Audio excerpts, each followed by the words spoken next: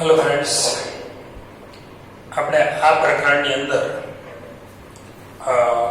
જે અલગ અલગ પ્રકારના 3 આલેખો જોયા હતા. હવે આજે આપણે ચોથો આલેખ એટલે ચિહ્ન વિધેયનો આલેખ જોઈશું. લાસ્ટ લેક્ચરમાં આપણે માનાંક વિધેયનો આલેખ પણ જોયો હતો. માનાંક વિધેયના આલેખમાં આપણે એમનો પ્રદેશ વિસ્તારની પણ વાત કરી હતી. એવી જ રીતે આજે ચિહ્ન વિધેયની વાત કરવાના છીએ. એટલે ચોથો આલેખ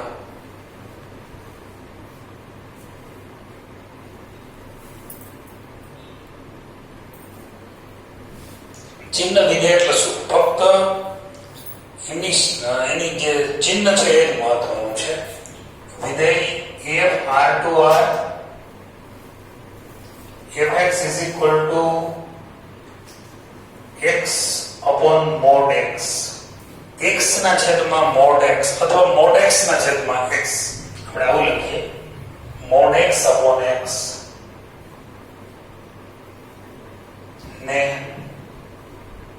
આ કન્ડિશન છે x બરાબર 0 ન હોય ત્યારે, 1 x બરાબર 0 હોય ત્યારે, સોરી 0 x બરાબર 0 હોય ત્યારે ને ચિહ્ન વિધેય કહે છે.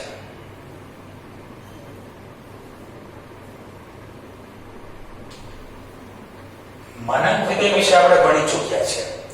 માનાંક વિધેયમાં તમે જાણો છો mod x બરાબર x થાય, x greater than 0 હોય તો mod x બરાબર -x થાય, x less than 0 હોય તો, અને mod x બરાબર 0 થાય જો x બરાબર 0 હોય તો. આ જે વાત છે માનાંક વિધેયની છે. ગયા લેક્ચરમાં આપણે માનાંક વિધેય વિશે સમજ્યા હતા, રાઈટ? હવે અહીં mod x અને x નો ગુણોત્તર જ્યારે x બરાબર 0 ન હોય ત્યારે અને જ્યારે x બરાબર 0 હોય ત્યારે આન્સર 0. આ પ્રકારે બે અલગ અલગ ભાગમાં વિધેય વ્યાખ્યાયિત થાય. આ વિધેયને ચિહ્ન વિધેય કહે છે. અને આપણે થોડું જુદી રીતે સમજીએ. આ કોન્સેપ્ટનો, માનાંકના કોન્સેપ્ટનો ઉપયોગ કરીને આ વિધેય સમજીએ આપણે તો શું થશે? f r થી r fx બરાબર પેલો કેસ x greater than 0 હોય તો શું થાય? mod x બરાબર પ્લસ x એટલે શું થશે? fx બરાબર x ના છેદમાં x. mod x બરાબર x મૂકો તમે જો x greater than 0 હોય તો જવાબ શું આવશે? x ઉડી જશે 1 એટલે fx બરાબર 1 જો x greater than 0. બીજો કોન્સેપ્ટ આપણે સમજીએ. અથવા બરાબર એક છે x બરાબર 0 હોય ત્યારે તો 0 જ છે. ત્રીજો fx બરાબર હવે ઉપર છે mod x એટલે -x મૂકો અને છેદમાં x જો x less than 0 હોય તો હવે કેન્સલ થાય તો -1 આવશે. તો fx બરાબર થશે -1 જો x less than 0 હોય તો. આમ માત્ર ચિહ્નની જ વાત થઈ કે x ધન હોય ત્યારે fx ની કિંમત 1 સમજવી, x બરાબર 0 હોય તો fx ની કિંમત 0 લેવાની, અને x ની કિંમત ઋણ હોય તો fx ની કિંમત -1 લેવાની. આ જે વ્યાખ્યા છે એને ચિહ્ન વિધેય કહે છે. આ રીતે વ્યાખ્યાયિત થનારા વિધેયને ચિહ્ન વિધેય તરીકે અથવા તો સિગ્નમ ફંક્શન તરીકે ઓળખવામાં આવે છે. અચ્છા, આનો મતલબ એમ થયો કે x ની કિંમત કોઈ પણ મૂકો ધન ત્યારે જવાબ ધન જ આવે. ગ્રાફથી આપણે સમજીએ. માનો કે હું એક ગ્રાફ આનો બનાવું છું. અહીંયા fx x અને fx બરાબર. હવે આપણે પહેલા કેસ માટે વિચારીએ, x greater than 0 ના કેસ માટે વિચારીએ. ધારો કે x બરાબર તમે ફોર એક્ઝામ્પલ 1 મૂકો તો જવાબ શું આવશે? 1 મૂકો અથવા તો 0.1 મૂકો, કઈ પણ 0.1 રાખો ચાલો તો જવાબ આવશે 1. 0.5 મૂકો જવાબ આવશે 1 કારણ કે x ધન છે ત્યારે fx ની કિંમત 1 છે. 1 મૂકો તો જવાબ આવશે 1, 2 મૂકો તો જવાબ આવશે 1, 3 મૂકો તો જવાબ આવશે 1, રાઈટ? પછી બીજો કેસ આપણે અહીંયાથી એવો શરૂ કરીએ હજી ઘણી કિંમત મૂકી શકાય. બીજો એક કોષ્ટક બનાવીએ.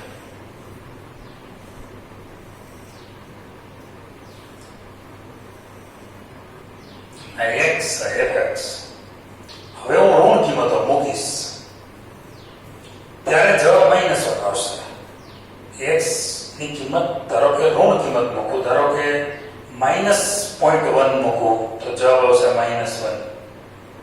-0.7 મૂકું જવાબ આવશે -1. -1 મૂકું જવાબ આવશે -1. -2 મૂકું જવાબ આવશે -1. -3 મૂકું જવાબ આવશે -1. અને x બરાબર 0 હોય ત્યારે તો 0 જ છે. આ વાતને લઈને આપણે આનો ગ્રાફ બનાવીએ તો કેવો ગ્રાફ થાય?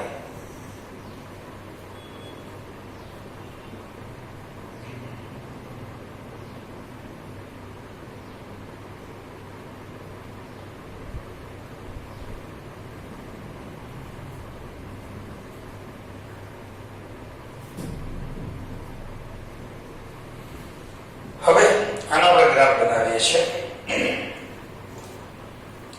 પેલા પોઈન્ટ 1 લાઈન નજીક સાવ 0 મૂકીએ તો 0 છે, બરાબર? એટલે એ તો સીધો અહીંયા જ આવશે. 0 હોય ત્યારે 0, એક ટપકો ખાલી કર્યો છે. હવે પોઈન્ટ 1 એટલે 0 ની ખૂબ નજીકની કિંમત, તો જવાબ કેટલો આવશે? પછી પોઈન્ટ 5 હોય ત્યારે 1, 1 હોય તો 1, 2 હોય તો પણ 1, 3 હોય તો પણ 1. આમ અનંત સુધી તમે જોઈ શકશો. એક ખાલી 1 ને છોડીને બધું, બરાબર? આ એક કિંમતને છોડીને અનંત સુધી. હવે એવી રીતે અહીંયા ઋણ કિંમત મૂકો તો જવાબ કેટલો આવશે? -1. પોઈન્ટ 7 મૂકું તો -1. પોઈન્ટ -1 મૂકું તો -1. -2 મૂકું તો -1.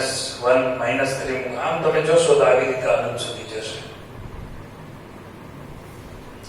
આ જે ગ્રાફ આપણે ડ્રો કર્યો છે એ તમે સમજી શકશો કે આ ચિહ્ન વિધેયનો ગ્રાફ છે.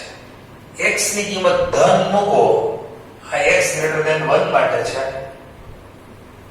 આ x <-1 માટે છે, અને અહીંયા x બરાબર 0 છે. આ રીતે ગ્રાફ છે 3 ભાગમાં મળે છે. આ તમે જોશો તો ગ્રાફ છે x અક્ષને સમાંતર રેખાઓ મળશે. અચ્છા, x જ્યારે પોઝિટિવ હશે ત્યારે x અક્ષની ઉપરના ભાગમાં x અક્ષને સમાંતર કિરણ મળશે. x જ્યારે ઋણ હશે, x <-0 હશે ત્યારે સમાંતર x અક્ષને સમાંતર કિરણ એ ત્રીજા ચરણમાં x અક્ષની નીચેના ભાગમાં મળશે. અને x બરાબર 0 હશે ત્યારે ઉગમ બિંદુ હશે અથવા તો 0 બિંદુ હશે. એ 0 બિંદુ દર્શાવશે. આ છે ચિહ્ન વિધેયનો આલેખ. અચ્છા, ચિહ્ન વિધેયમાં વિસ્તાર જો પ્રદેશ R છે, પહેલો ઘટક પ્રદેશ હોય. ચિહ્ન વિધેયનો પ્રદેશ R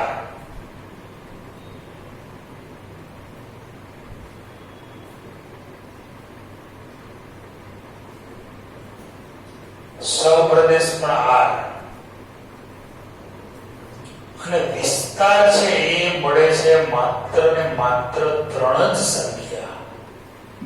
બહુ અગત્યની વાત એ છે કે ચિહ્ન વિધેયનો વિસ્તાર ખાલી જગ્યા છે તો જવાબમાં આવે -1, 0 ને 1. એક MCQ માટેની મહેનત છે આમ થવાની. ડન. બીજો આવે ગ્રાફ સમજીએ.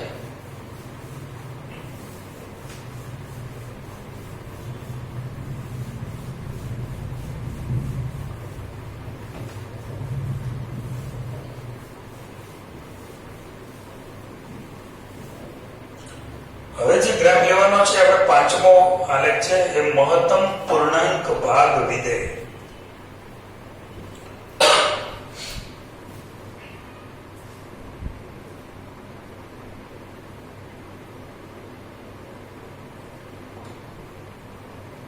મહત્તમ પૂર્ણાંક વિધેય ગ્રેટેસ્ટ ઇન્ટીજર ફંક્શન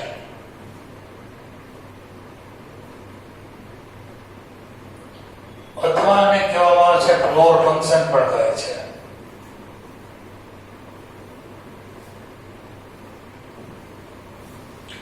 રાઈટ. હવે ગ્રેટેસ્ટ ઇન્ટીજર ફંક્શન ને કેવી રીતે ડિફાઇન કરવામાં આવે છે? ધારો કે આપણે લઈએ છીએ f r થી r fx બરાબર આ પ્રકારનો ચોક્કસ પ્રકારનો પેટી કૌંસ બોક્સ કૌંસ આવશે.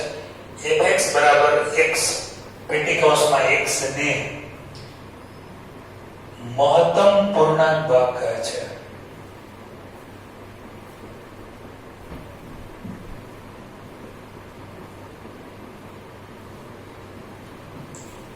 હવે મહત્તમ પૂર્ણાંક એટલે કે આનો મતલબ કે જ્યાં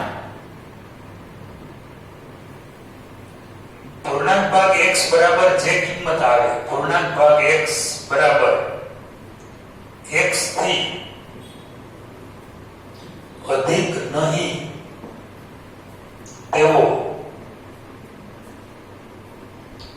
અધિકતમ પૂર્ણાંક.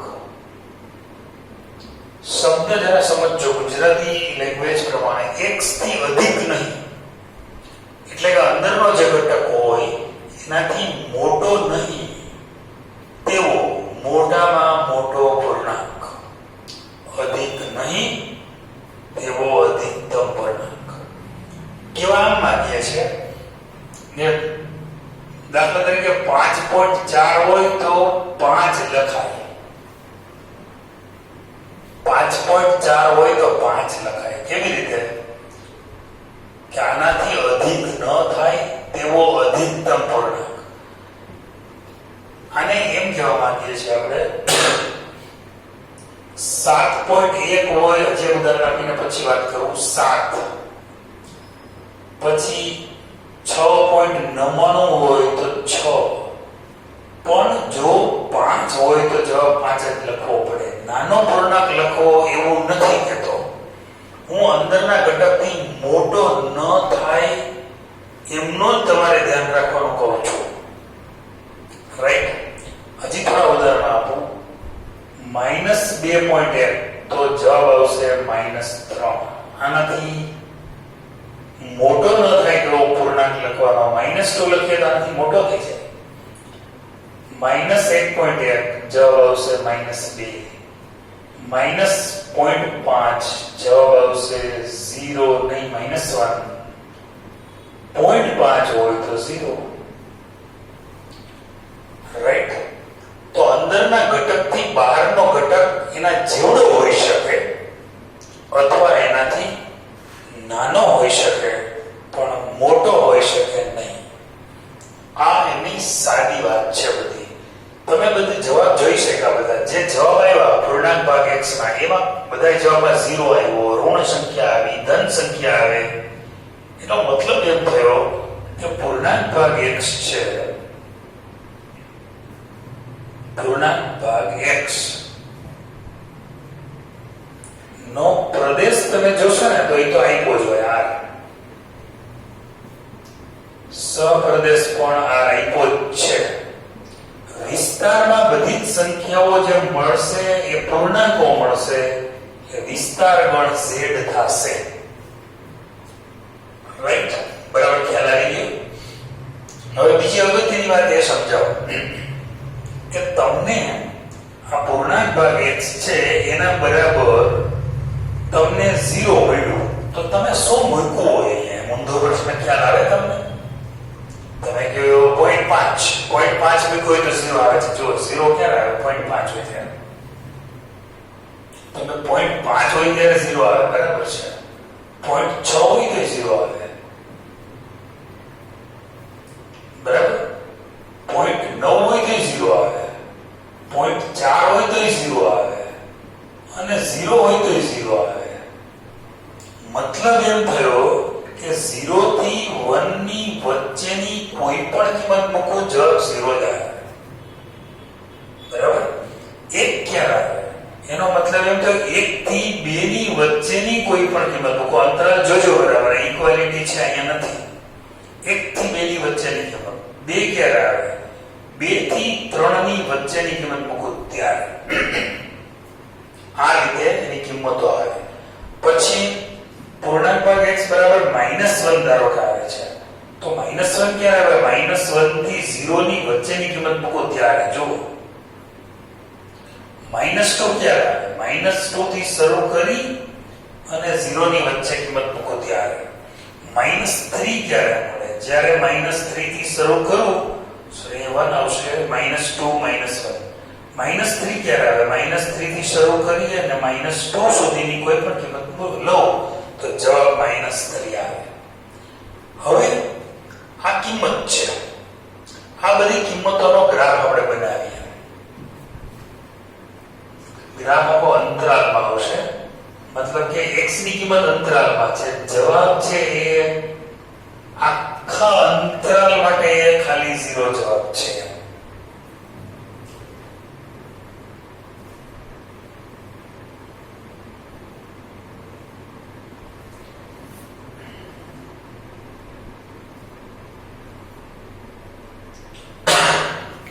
હવે ખાસ જોજો, આખા અંદર 0 થી 1 સુધીની કોઈ પણ કિંમત લો ઇન્ક્લુડિંગ 0 તો જવાબ 0 જ આવવાનો છે. 0 થી શરૂ કરી અને 1 સુધીની કોઈ પણ 1 નહીં, 1 આગળ મારે ત્યાં પંચર પાડી દેવું પડે. 0 થી 1 ની સુધીની કોઈ પણ કિંમત લો તો એનો જવાબ 0 જ આવે. પછી 1 થી 2 ની વચ્ચેની કોઈ પણ કિંમત લો, 1 મૂકો તો જવાબ 1 આવે. પછી 1 થી 2 ની વચ્ચેની કોઈ પણ કિંમત લો જવાબ 1 જ આવે. પછી 2 થી 3 ની વચ્ચેની કિંમત 2 મૂકો આમાં અંદર, 2 મૂકો એટલે જવાબ 2 આવે. 2.1 મૂકો તો 2 આવે. 2.4 મૂકો તો 2 આવે. એનો મતલબ કે 2 થી 2 ને 2 થી શરૂ કરીને 2 થી 3 વચ્ચેની કોઈ પણ કિંમત લો જવાબ આમ આવશે. છેલ્લી કિંમત નહીં, એ બાજુ ખુલ્લો ભાગ. હજી -1 થી 0 ની વચ્ચેની કોઈ પણ કિંમત લો જવાબ -1 આવે. -1 મૂકો તો -1 આવે. પછી -2 થી શરૂ કરી તો -2 થી -1 માં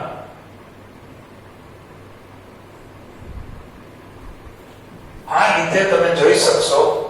આ ગ્રાફ છે એ આમ સ્ટેપ આકારનો મળે છે, પગથિયા જેવો મળે છે, અને સ્ટેપ ફંક્શન પણ કહેવામાં આવે છે. બરાબર છે? તો આ છે મહત્તમ પૂર્ણાંક ભાગ વિધેયનો આલેખ.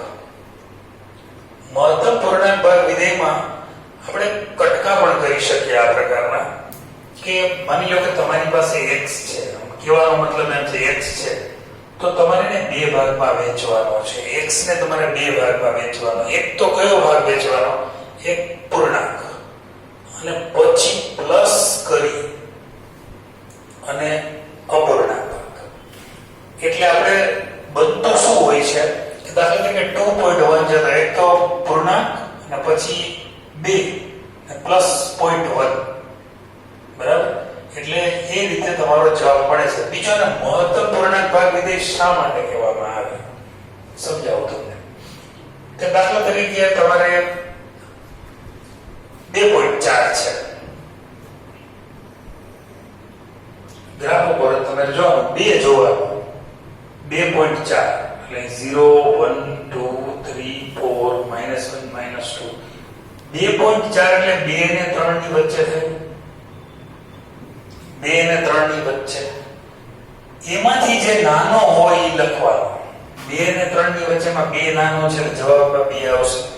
બીજું 2.4 એટલે 2 ને 3 ની વચ્ચેનો પૂર્ણાંક, પણ હવે પછી આ 2 થી જે બધા નીચેના પૂર્ણાંકો છે એ બધા એમાં સૌથી મોટો 2 છે. 2 થી 2 અને 3 ની વચ્ચે 2.4 આવે છે. બરાબર? એટલે એમાં નાનો પૂર્ણાંક કયો? 2. અહીંથી આમ તમે ડાબી બાજુ ખસો એટલે 2 આવશે. હવે આ 2 છે એ આગળના બધા જ પૂર્ણાંકો કરતા મોટામાં મોટો છે એટલે આપણે જવાબમાં 2 લખીએ છીએ. પણ આટલું આમાં પૂરતું છે આ વિધેયનો પ્રદેશ સહપ્રદેશ ને વિસ્તાર મહત્વનો z, રાઈટ. અચ્છા, આના પછીનો એક જે ફંક્શન છે એનો આપણે નેક્સ્ટ લેક્ચરમાં સ્ટડી કરશું, રાઈટ. નેક્સ્ટ લેક્ચરમાં આપણે એની વાત કરીએ.